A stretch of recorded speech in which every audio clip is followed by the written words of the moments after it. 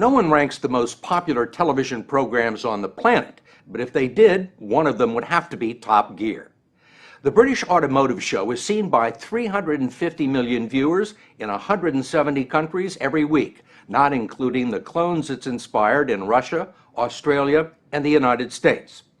The original, which airs here on BBC America, is ostensibly about cars, but as we first reported last fall, it's really about the adventures of three clever middle-aged blokes who travel the world conducting all sorts of elaborate competitions, races, and challenges that push the boundaries of television and automotive acceptability.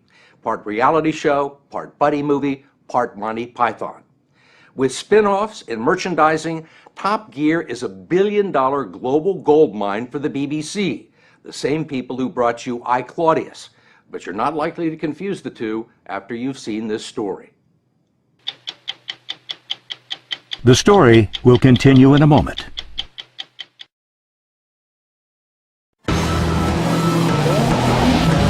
There's nothing on television quite like Top Gear.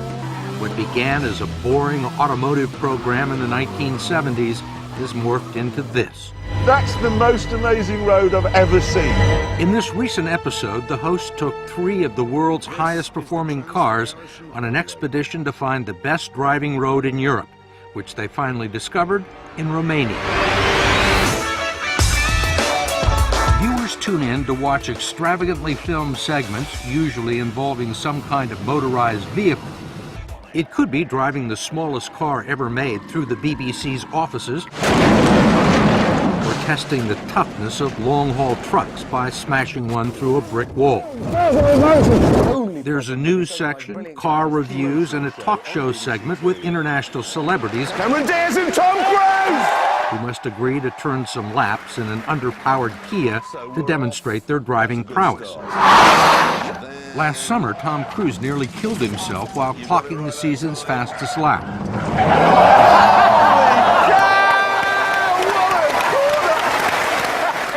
We asked the executive producer, Andy Willman, to try and define the show's appeal.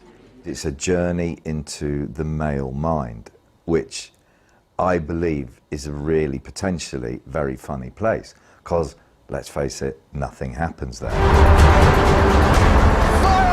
The show's popularity has turned a trio of aging automotive journalists with schoolboy senses of humor into worldwide television stars. Now, I like the idea that us three are arbiters of taste. Yes, we are. First among equals is Jeremy Clarkson, a big, bombastic, chain-smoking newspaper columnist who is one of the best-known commentators in the UK. His subversive personality sets the tone and drives the action. I mean, you said some pretty outrageous things. All BMWs are driven by people who are psychologically unfit to drive anything more powerful than an electric razor. Yeah, that certainly was the case. I would change that to Audis now, but it was the case with BMW. You need to look at why did that person buy a BMW?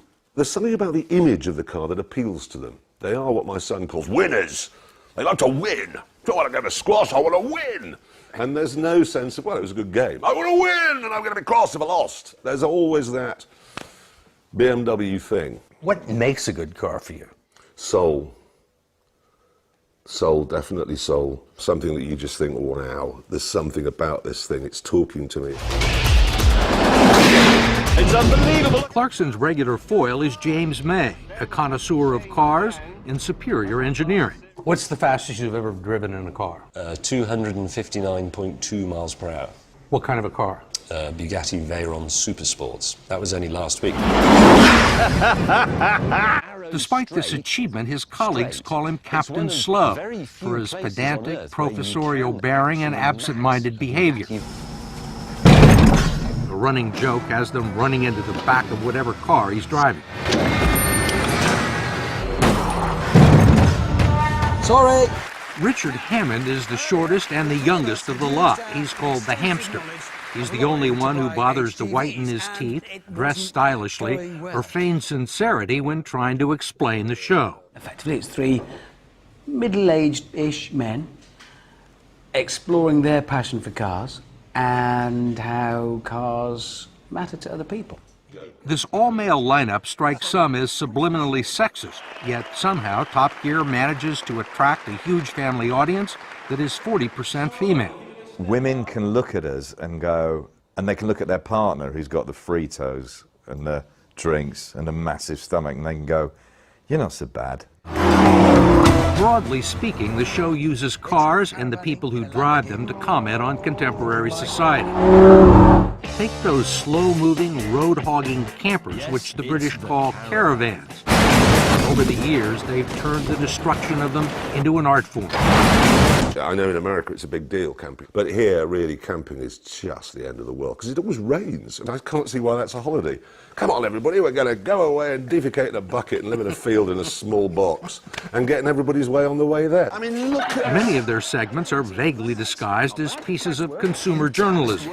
You put the news on, you always see news about Third World Wars, and there's an army inside a Toyota pickup with Kalashnikovs. And it always, you just sort of watch and go, it's always a bloody Toyota pickup, isn't it, you know? And then you think, they must be like the cockroaches in a nuclear explosion. They cannot stop. So then you go, hang on, there's a film in that. Several films, actually, where they set out to destroy it, only to drive it away after minimal repairs. After the Toyota survived this building demolition, they retired it to a place of honor in the studio. Oh, God. They all agree that one secret to the show's success is their often toxic relationship, Sorry, I was straight with you about this. You're now going to get macheted to death. which was on full display during a road trip in Bolivia. James is killing Jeremy. The chemistry that exists between Richard, James and I has rather taken over. Now, you can't really engineer chemistry. That just happens. We really genuinely loathe each other. Come on, Richard and James, everybody! Top Gear is taped inside a hangar at an old RAF airfield outside London. Their offices are a maze of dilapidated trailers that abut a specially built test track. This is the realm of the Stig, the show's fourth on-air personality, an anonymous professional race car driver who doesn't speak. The Stig was a happy accident. We couldn't find a racing driver capable of an intelligent comment. That's a problem that you find around the world. And then, I think Jeremy said, why does this driver need to talk at all? We tried to get him to utter a few syllables when he took us on a test drive in the new Camaro. It's a nice day for a drive. It didn't work. Driving 130 miles an hour and screeching around the hairpin turns, we didn't even hear a grunt. This is fun. What's his appeal? Well, kids like him because he's kind of... They love a helmeted thing, you know, and all that kind of superhero. He is also the perfect marketing tool, and his image helps sell the brand across the globe, subsidizing one of the biggest budgets on the BBC. France!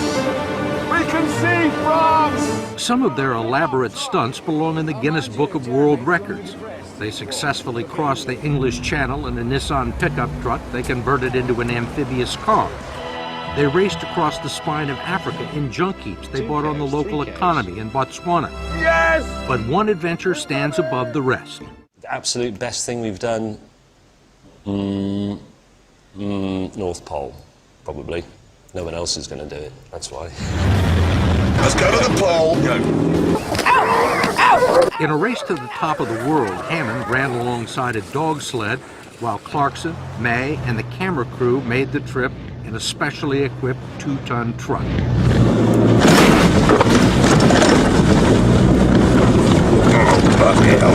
We're just driving along and you start to hear that creak. As the ice started to creak, if the car had gone through, we would have been finished. It's minus 60 degrees, minus 70 degrees, we'd have been dead within 2 or 3 minutes. That was a time where you think, oh God, what am I doing here? They brought along gin and tonic to keep them warm. You've got gin! And ended up taking a lot of heat for drinking while driving. Well, you see, that's the thing. You use the word driving, but technically it's actually a frozen ocean, so it's sailing. And you can sail if you've had a few drinks. This was our argument, and again, the BBC just went, yeah, great. The show manages to careen into controversy almost every week, usually for something Clarkson said. He's offended everyone from the Prime Minister to truck drivers, who took offense at this characterization of their profession. It's a hard job. Change gear, change gear, change gear, check your mirrors, murder a prostitute, change gear, murder, check your... That's a lot of effort in a day. I mean, it's a weekly occurrence that somebody will complain, Top Gear was on last night, and it's just, you sit back and wait for the complaints. But if you start to pay attention to everybody's concerns, you end up with something bland and boring. So you sort of have to ignore everybody in order to do the show how we want to do it. Speed is great. Speed works. Where would we be as a species without speed? You know, we'd still be eating mud. I am an alien! One of the most hair-raising adventures was in the U.S. They were each given $1,000 to buy a car in Miami and drive them to New Orleans.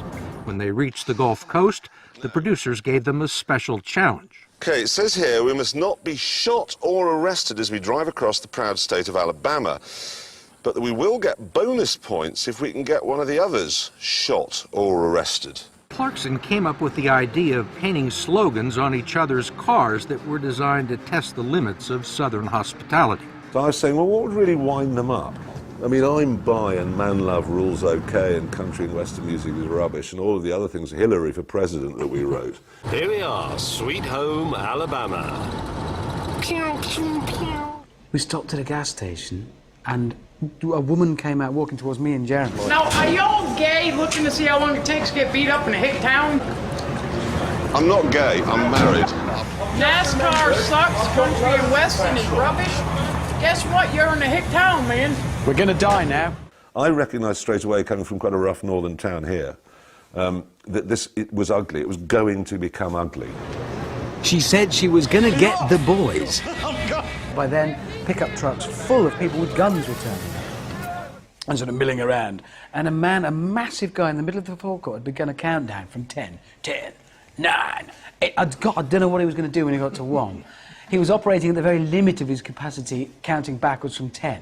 But whatever was going to happen at 1 was going to be bad. So we ran. We just ran away. People really threw rocks at you. They really threw rocks at us. They pursued us in pickups. You didn't see all of it because the camera crew had to run away as well. And, yeah, actually that's the most frightening and dangerous thing we've ever done. I did fear for my life slightly. Holy crap! But the episode that had the critics screaming for its cancellation put Richard Hammond behind the wheel of a vampire jet car going 300 miles an hour. Then a tire blew.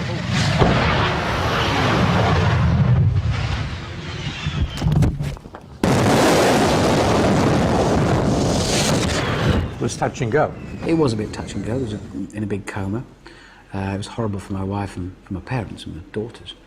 There was briefly a call for Top Gear must end, but that very quickly died away because I don't think there was the appetite for it from the public.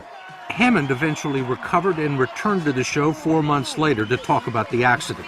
I think it was very important that we said to the world, if it can go that wrong even in our silly, glossy television world, then it can go wrong in the real world. But despite the obvious risks to life and limb, they've all elected to carry on.